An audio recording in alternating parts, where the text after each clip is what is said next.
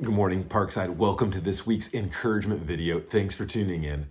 Today, I want to share some encouragement with you from some of our international partners. It was about a year ago we sent the Fergusons to Costa Rica. And one of the things they were seeking to do was to develop national partners and see disciples made there on the ground in Costa Rica and in surrounding countries that could be raised up as disciples of Jesus, some of them even going and planting other churches or pastoring churches that already exist there.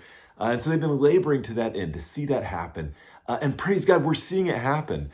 So the church there, Roca Viva, is growing. They're seeing baptism start to take place as people get converted and follow Jesus.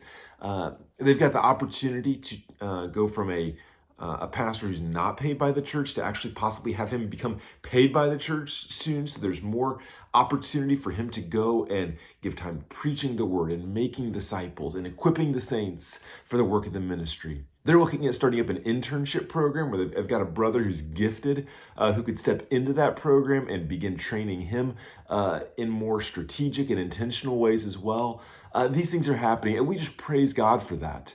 Because so many times we get zeroed in on what's happening in our corner of the world, and that's not wrong. Life is busy, but man, it's so good to zoom out and see what God is doing around the world. And as we see that happening there in Costa Rica, it pushes us back to say, man, how are we making disciples? We hear reports and testimony of how they're doing that, but who is it in our life that we can disciple? And how do we as a church help to raise up the next generation of pastors and send them out, or perhaps raise them up to serve here at Parkside? We're sending our team down this Saturday to serve alongside Pastor Eddie and Sarah and the work happening there in Costa Rica. And so we are so excited to send them. I hope you'll join in prayer for our Send Me Costa Rica team. They leave this Saturday. They'll be gone about 10 days. As they go, I hope you'll add to your prayer list our missions committee, our whole missions team, led by Pastor Jared and by Deacon Matt Snyder, and the whole committee. They do a great job of supporting our missionaries, of staying in touch with them, of the way I'm seeking to bring encouragement and support to our church, they're doing to our missionaries.